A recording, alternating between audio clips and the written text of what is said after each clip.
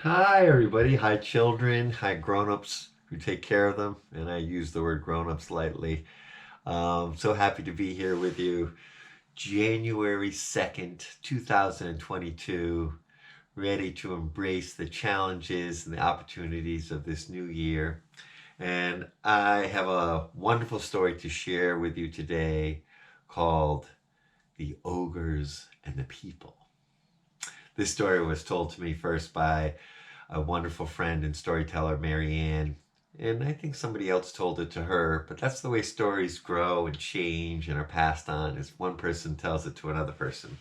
So settle in, find some place to get comfortable, and listen to the story of the ogres and the people. Now, long ago, there was this sort of great arrangement. It was a kind of compact, an agreement that had been worked out between the people, the human beings who lived in the valley, the river valley, and the ogres who lived up on the mountains. And the ogres were,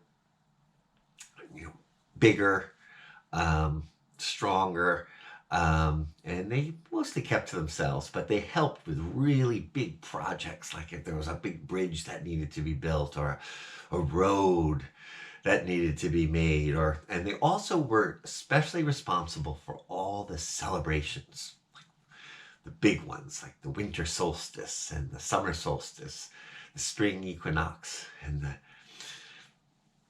fall equinox, and several other momentous important days throughout the year, celebrations throughout the year. The people, in turn, their job was to tend the land, take care of the animals, the plants. They lived in a beautiful river valley. And for the most part, the grown-ups would, plant their gardens and have their farms, and they would make sure that the water was clean and the air was clean and that the children were taken care of, and also spent a lot of their time making music, painting paintings, telling stories, and going on adventures. And the children, for their part, their number one job was to play as much as they could and find new and interesting ways to play. And when they were interested in something that the grown-ups were doing, they might like check it out and sort of watch for a while, and then as they were able to, you know, participate, like maybe in getting the field ready to plant some vegetables, they would help in any way that they could. And that way, as they got older, they could help more and more with the big jobs that the grown-ups were responsible for. So this was a lovely arrangement and went on for many, many, many, many years.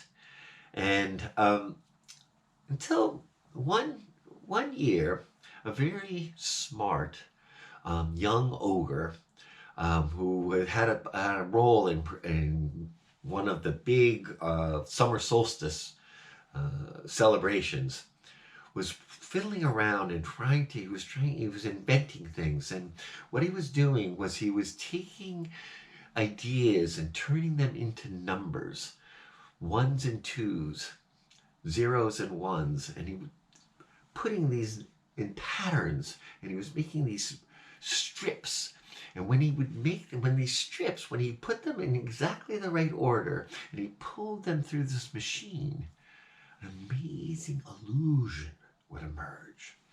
And the illusion was so realistic. It looked so much like the real thing that people would be faked out. And so the people, his family, and the other ogres, were very excited because they were going to unveil this new invention at the summer solstice.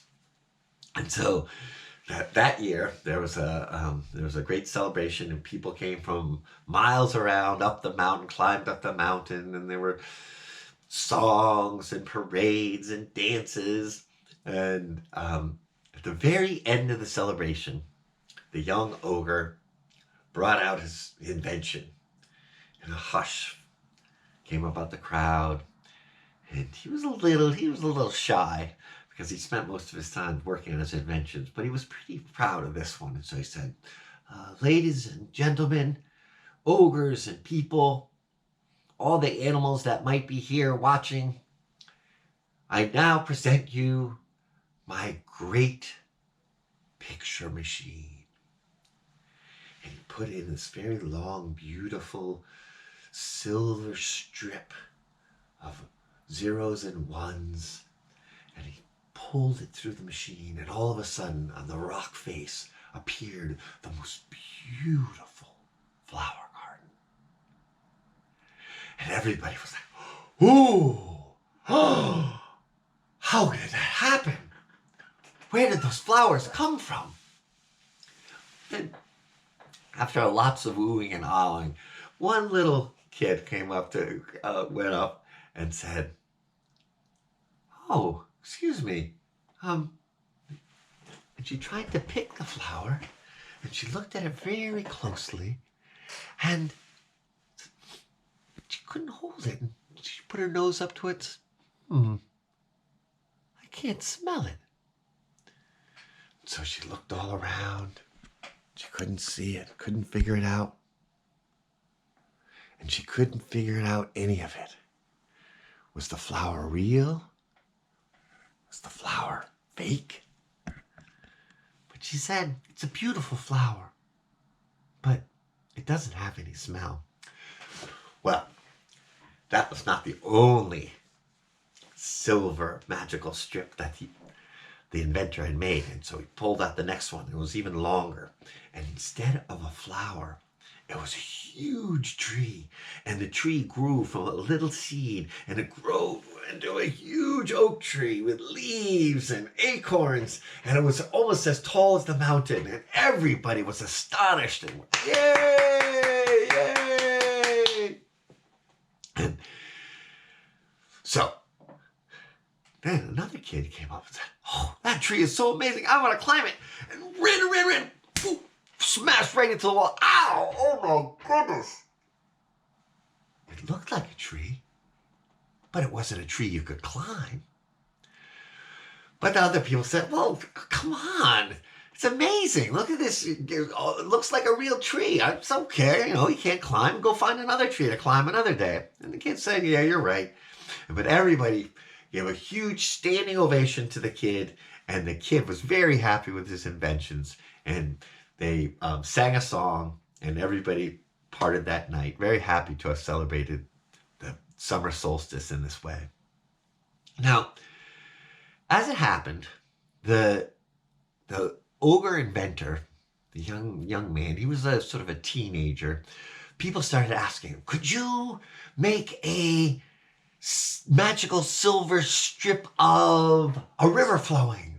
Or maybe, how about a whole adventure where we go and we take a boat out onto the high seas and we explore a strange new land? Or how about maybe one where we build a rocket ship and we go to a world that we've never seen before? And each time the challenge was even greater. But each time he succeeded. But the problem was that he ran out of zeros and ones. And all these zeros and ones had to be made carefully by extracting precious metals and ores from the earth. And so he finally said, I can't make any more of these magic silver strips because I don't have any more zeros and ones. So the ogres thought about it, and they were so fascinated with these magical silver strips. They said, well, we're stronger than the people. Let's just tell the people that if we're going to have the celebration for the fall equinox, well, they have to work and make some more of these zeros and ones. So some ogres went down to the people, the village of the people, and they said, people, we know you're working hard and you're doing the best you can, but you're going to have to work in these things that we're going to call factories. And in these factories, what you're going to have to do is you're going to have to make these zeros and ones so that we can make even better and more wonderful and more exciting and more elaborate silver magical viewing strips. The people didn't really like it that much, but they did like those movies. And the ogres were sending some of the movies down to the people so that they could watch them. So the people said, okay, we'll do it. And they started working in the factories. But the ogres made more and more of them work in the factories. And still, they were running out of the zeros and ones. And then finally, they decided, the ogres had a council, and they said, you know what? Well, we're going to have to make the kids make the zeros and ones too. And it's like, well, how are we going to do that? We can't make them work in the factories. And people thought for a second, well, what we'll do, the ogre said, is we'll make them go to these places called, what's a good name for it? A school. And at the school, we'll give them a little bit of time to play, and maybe even a little bit of time outside to, so that they can play outside. But mostly what they're going to have to do is they're going to have to learn to read and write and count and make zeros and ones. And so almost all the time the kids had in the schools was made with these. They had to write in these notebooks zeros and ones, zeros and ones. It got pretty boring.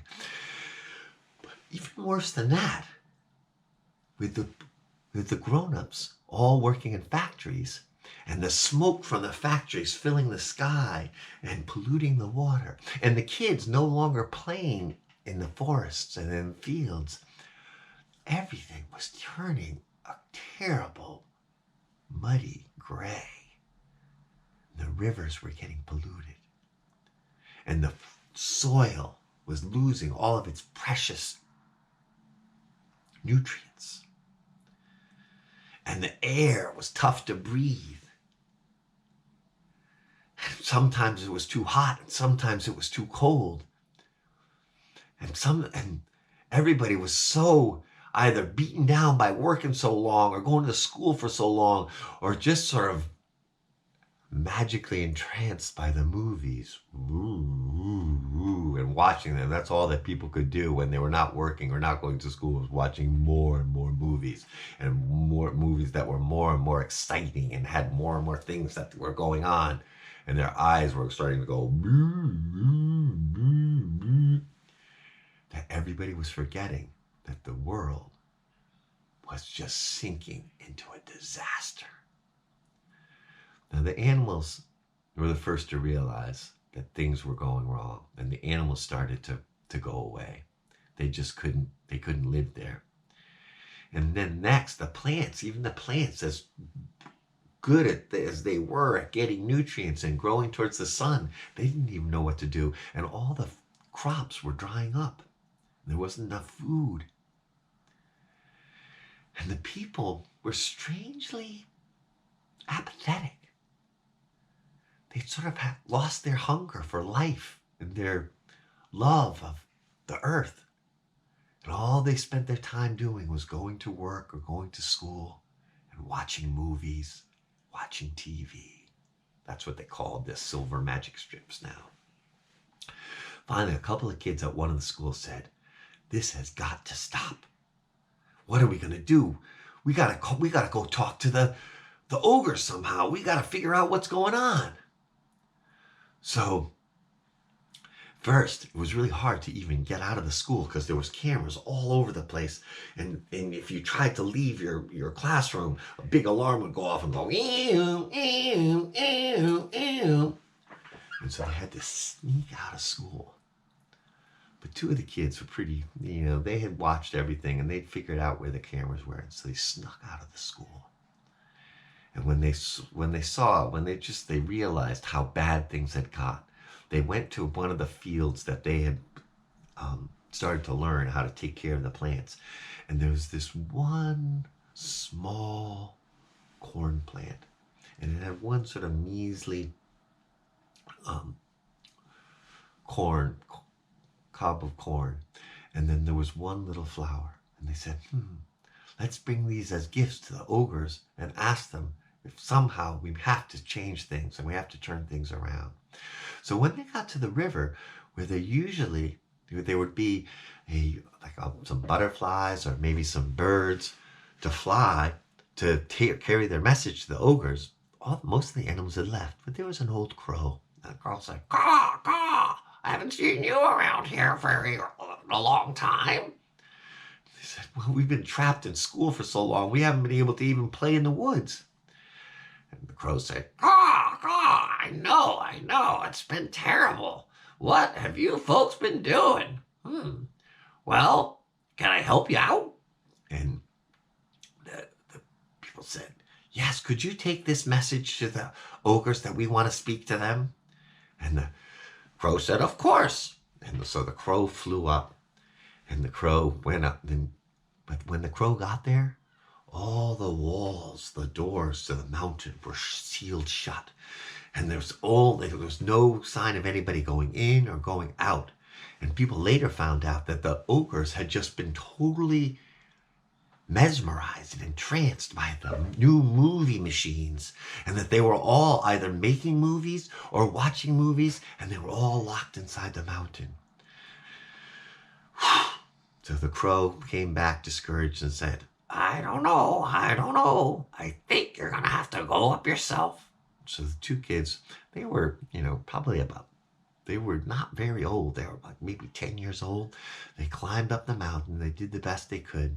And when they got there, they sang out in their biggest voices, please, please come and greet us. We must talk about what to do.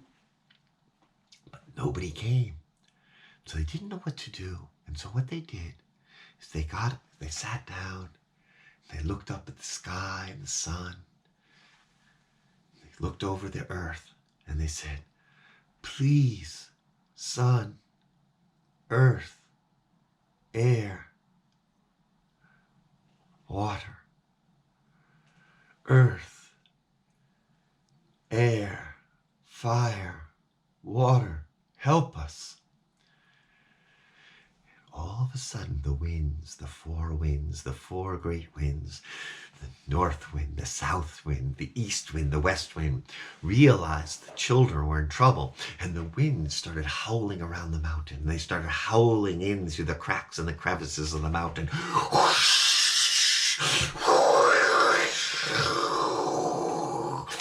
And of course, the ogres had to listen to this, because when the wind came in, it started to lift up all the numbers, the zeros and the ones that were piled high in little boxes and closets and tables, and started